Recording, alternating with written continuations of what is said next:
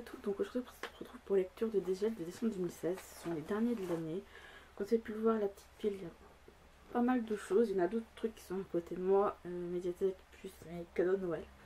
J'ai mis la lumière parce que j'ai testé, il est 9h30 sur cette vidéo, j'ai testé sur la lumière de ma chambre et il fait tout noir. En fait ça fait clair quand j'allume pas la caméra, quand je l'allume ça vient tout s'enregistrer. Je pensais le faire mais non. J'ai lu enfin j'ai chroniqué 2 ouvrages, j'en ai lu sans chroniquer que 2 je crois, non 3 pardon. Donc 2 je chroniquais forcément en janvier et le reste c'est que tout ce qui est cadeau, et à la fin je vous rappellerai donc le challenge pour vous parler d'une lecture de janvier.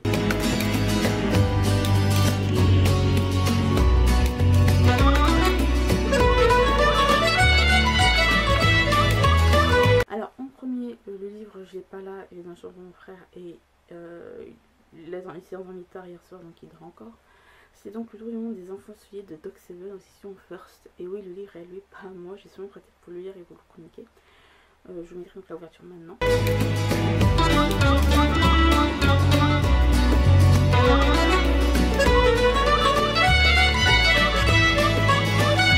Et l'autre livre dont je vous ai présenté, c'est le tome des Roxy de Magara Kissi, donc la prophétie de Johanna Zahir en auto-édition. Je l'ai lu évidemment sur ma liseuse, mais sachez que donc j'ai lu les 2 tomes, donc le crépuscule des puissances et la prophétie sur ma liseuse, parce que le tome elle-même envoyé parce qu'elle fait un appel à chroniqueur tout simplement. Elle les a envoyés, donc j'ai eu les formats e-book. Sachez qu'ils les deux existent en format papier, e-book et PDF. Donc si vous lisez les PDF, c'est plutôt bien. Donc voilà, sachez que le prix PDF est moins cher que le prix e-book, donc enfin iPod, donc ça vous...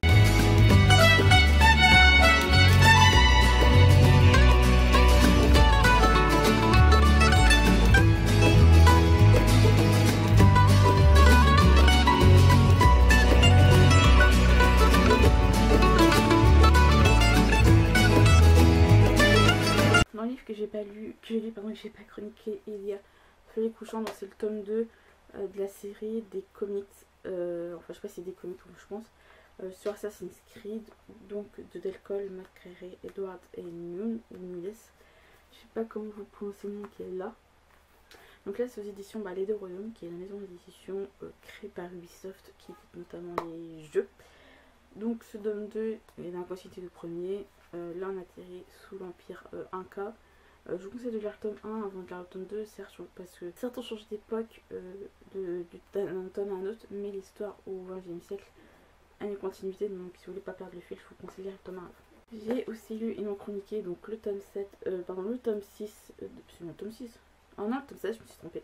Donc le tome 7 de Sensation Show de Masami Komada et Shimaki Kuri, aussi sur Kurokawa dans leur collection Shonen. Donc c'est un tome 7 qui, comment on sent qu'il y a des choses qui se passent. Voilà, donc j'espère sinon qu'ils ne vont pas perdre trop le fil. Et j'ai su via la page Facebook d'édition Kurokawa que Sensation Show en 2017, donc l'année prochaine, va être édité en animé. Donc hâte de voir la différence entre le manga et l'anime. J'ai également lu et je vais aussi le chroniquer comme l'Assassin's Creed, ça va être le tome 13. Donc le dernier tome de Sensation Chronicles. Non, le tome 14, pardon. Le tome 13 c'était l'autre, alors donc sur Shonen Billy. En fait je dis 13 parce que je vais vous montrer. Au lieu de dire le tome 14 et non le tome 13, c'est parce que le tome... Pardon. Au lieu de dire tome 14, 13 au lieu de 14, c'est parce que le tome 13, voilà, c'est aussi sur Shonen du Bélier. Les deux sont dans une continuité, pardon, parce que on reste sur Shun, mais on est quelques années après et l'ennemi de Shun est le même. Enfin, faut avoir lu pour comprendre. Je tiens à préciser que Los Camas Chronicles sont indépendants des uns des autres, donc vous n'êtes pas obligé d'avoir lu les autres avant. Moi je trouve ça dommage parce qu'ils ont fait 2 tomes sur Shun et ils ont fait 4 tomes sur Doko. Voilà, je trouve ça un petit peu dommage. Mais bon, on va pas trop se plaindre. On verra bien ce que ça... Normalement ça se termine avec ce tome-ci.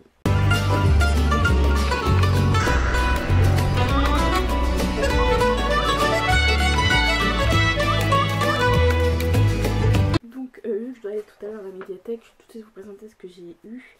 En pratique plutôt, j'ai emprunté la messe concélébrée du jeudi saint à l'abbaye de Solesmes. Donc j'en emprunte toujours de chez eux quand il y en a à la médiathèque, j'en ai jamais emprunté.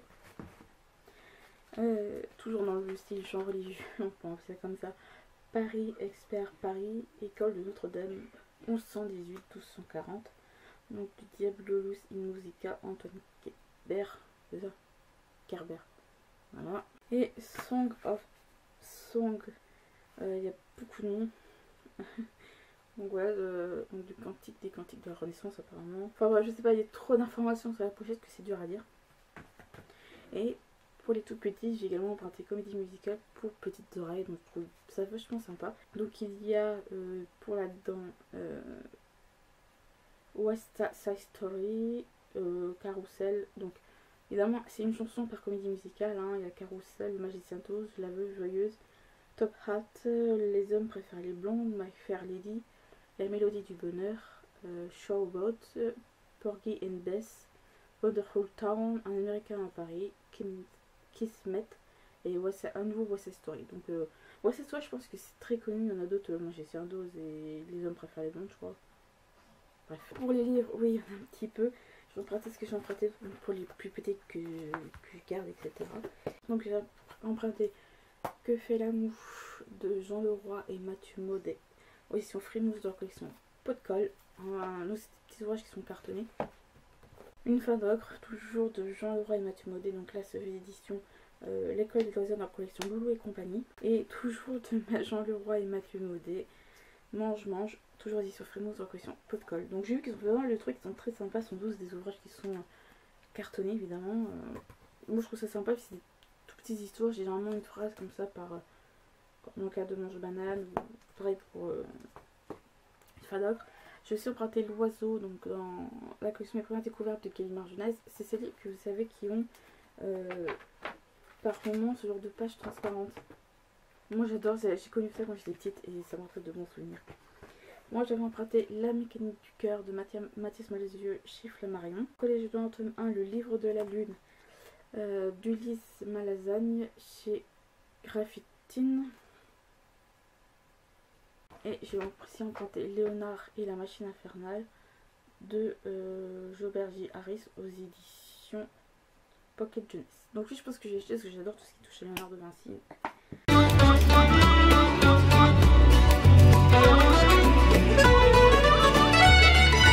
Pour vous parler de mes éditions, je vais vous dire ce que j'ai reçu d'abord à Noël, parce que c'est pas des livres que j'ai reçus à Noël et tout ce qui n'a rien à voir avec les livres en général.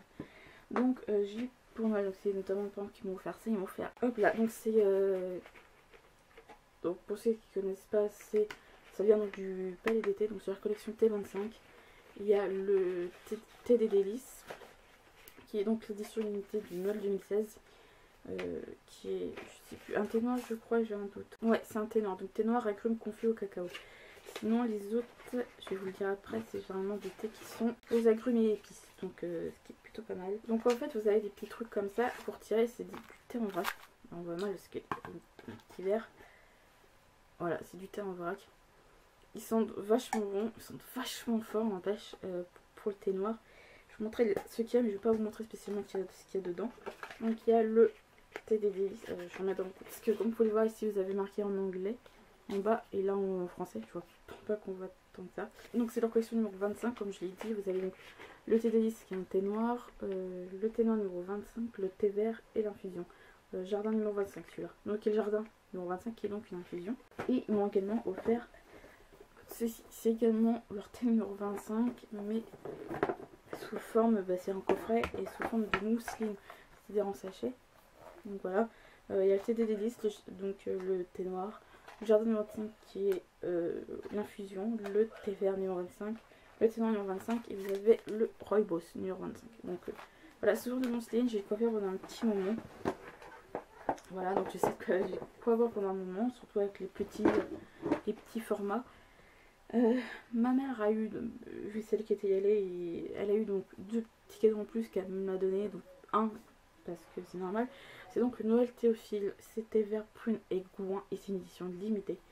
J'aime beaucoup, là c'est du papier, c'est pas un truc vous savez qui fait effet métal comme les autres que j'ai à la maison. C'est en vrac, hein, et ça sent vachement, si c'est ça l'odeur du gouin, je peux vous dire que c'est vachement bon, c'est un truc acidulé, genre de la confiture et autres. Donc ma mère boit pas de thé, donc c'est pour ça. Et le deuxième, c'est celui-là, c'est un petit photophore comme ça, rouge, donc il y a marqué paille d'été. J'ai l'impression que c'est, ouais, je crois que c'est du gravé. c'est vachement bien. Je trouve pour une période de Noël avec le petit sapin, ça fait vachement Noël. Et le dernier truc, c'était pour ceux qui ont pas vu ma wishlist de messages, je vous la mettrai là et en barre d'infos. J'avais demandé un truc et je l'ai eu, c'est ceci. Voilà, la fameuse bouilloire que je disais où on peut, là, les fameux boutons dont je vous parlais. Donc là, c'est pour augmenter. Vous avez différentes températures là. Vous avez un petit point qui est diffusé au fur et à mesure que vous appuyez sur le bouton là. Quand ça clignote, vous appuyez là, ça fait chauffer l'eau. Et là, c'est pour une matière au chaud ou à 100. Donc je la trouve vachement bien. Vous pouvez le voir, c'est un truc qui se détache. Et à l'intérieur, c'est pas une résistance en fait. Je vais voir si on peut le voir. C'est pas une résistance qu'il y a au fond, ça charge électrique. Enfin, je sais plus trop comment on dit. Donc ça c'était mes cadeaux de Noël. Moi je vous ai présenté les livres que j'ai eu à Noël, je vous les présentais à mon anniversaire, je vous les présentais après. Choses qui n'ont rien à voir avec les livres, donc deux magazines. Le premier c'est l'écran fantastique, le cinéma fantastique et science-fiction. Il y a eu deux couvertures, ouais, en effet.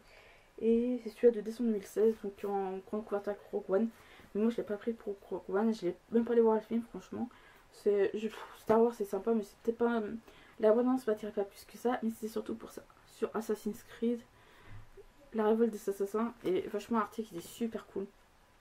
Franchement, si vous aimez Assassin's Creed, vous pouvez. Et le deuxième, c'est un magazine que je suis très souvent, c'est donc Le Secret d'Histoire, donc le hors-série de l'hiver 2017. Le duel, les 16 duels impitoyables, pardon, les grandes rivales de l'histoire et toutes petites choses. Je crois me souvenir, alors on va terminer vite fait dans ce qui n'a rien à voir avec les livres, parce que je pensais que c'était le cas déjà.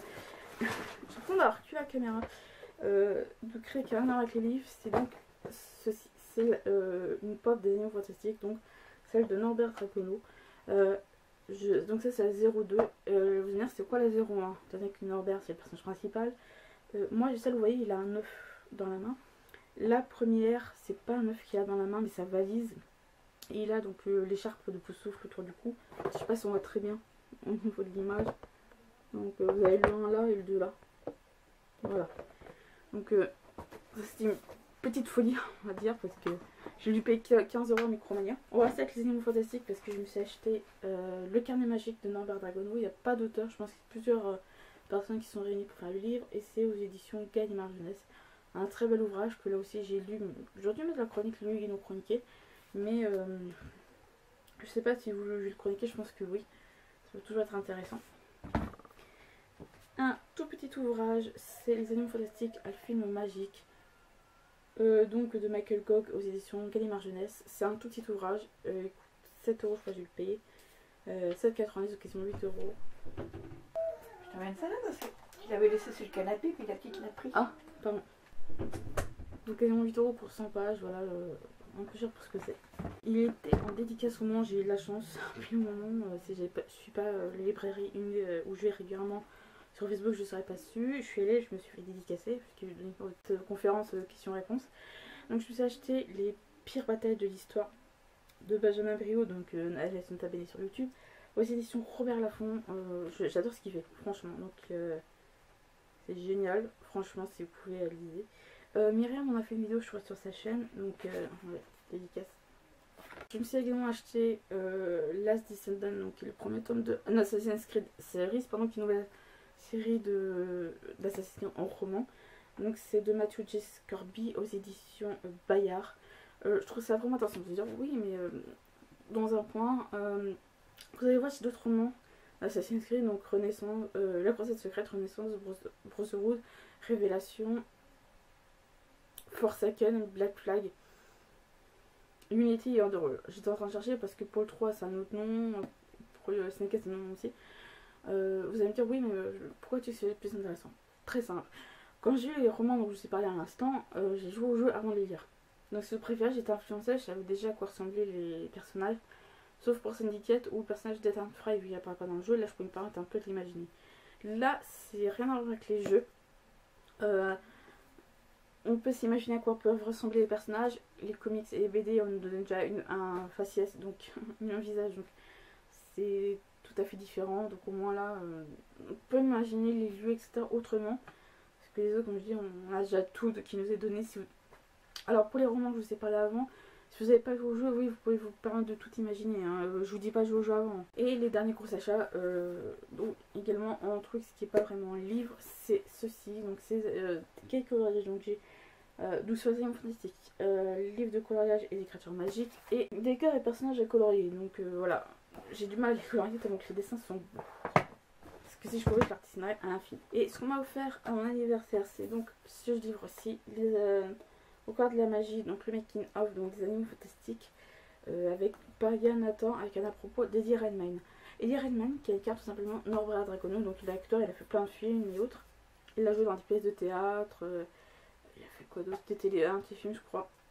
C'est un livre donc, qui est édité chez HarperCollins. Il faut 19 €, mais je vais trancher avec vous pour ce que c'est. Je vais pas me plaindre. Voilà. Ce que j'aime bien aussi, c'est qu'ils ont fait des sortes de fiches, plusieurs fiches, comme ils parlent des personnages comme là sur Norbert par exemple. Voilà. Moi je le trouve vraiment intéressant. Lui, je vais prendre le temps de le lire pour vous chroniquer. Et on m'a offert également le tome 7 de Secret d'Histoire, donc de Stéphane Mann chez Sylvain Michel. C'est une édition limitée, parce qu'on voit avec les bordures. Il fait un peu plus grand, d'un ou 2 mm, hein, c'est pas énormément. Et là, non, c'est pas plat, c'est un peu rebondi, parce que moi, c'est pas, ça fait pas droit, on le sent. La caméra rend pas justice. Donc c'est une édition limitée, c'est ce qui fait que, donc il y a là-dedans ceux que j'ai vus à la télé, pas par reportage, il y avait Alexandre Legrand, Wallis Simpson, Casanova, Cléopâtre notamment, et les autres je sais plus, Churchill aussi, et je crois que c'est tout. Donc voilà, et ce qui est intéressant avec cette édition limitée de Secret d'Histoire, c'est qu'il y a un DVD avec, c'est l'émission, enfin l'épisode sur Henri IV.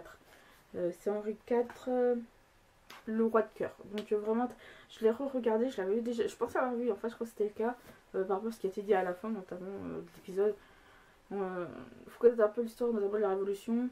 Donc on s'attaque au corps pardon, des rois de France, des reines, des princes et princesses, on les sort. Il y en a un qui a même coupé, il a une barre d'Henri IV, et vu que les corps étaient entassés, et vu que c'était un moment un peu, c'était un peu chaud à l'époque, quelqu'un a dû réussir à faire sortir la tête d'Henri IV.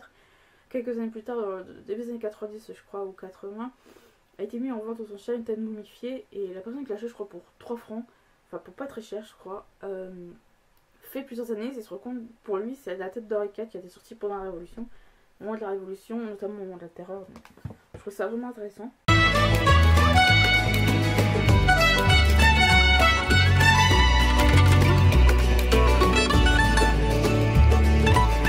Donc je sais pas si avec cette vidéo, donc pour vous présenter mes lectures du mois de janvier 2017, faut avoir vu ma vidéo challenge, donc je le mettrai là.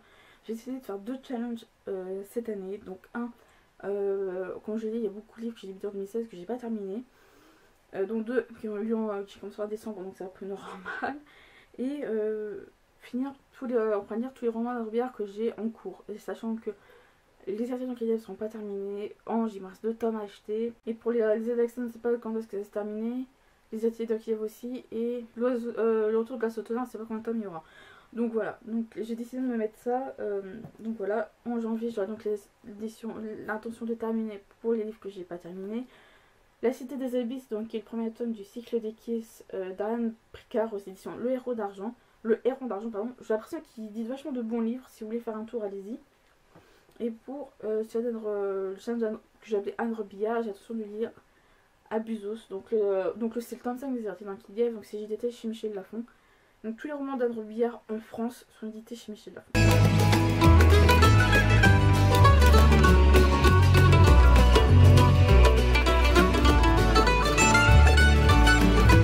Ma vidéo de lecture de dégel sont terminées. Je pense que pour la fin de l'année ça a été assez court, en tout cas pour cette lecture de dégel.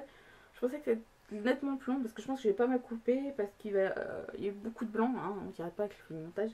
Donc ça va durer même pas 20 minutes je pense, ou un quart d'heure, donc on va voir ce que ça va donner. Sur ce, je vous dis de bonne lecture et peut-être à tout à l'heure parce que en début d'après-midi je vais peut-être tourner l'annuel de dégel.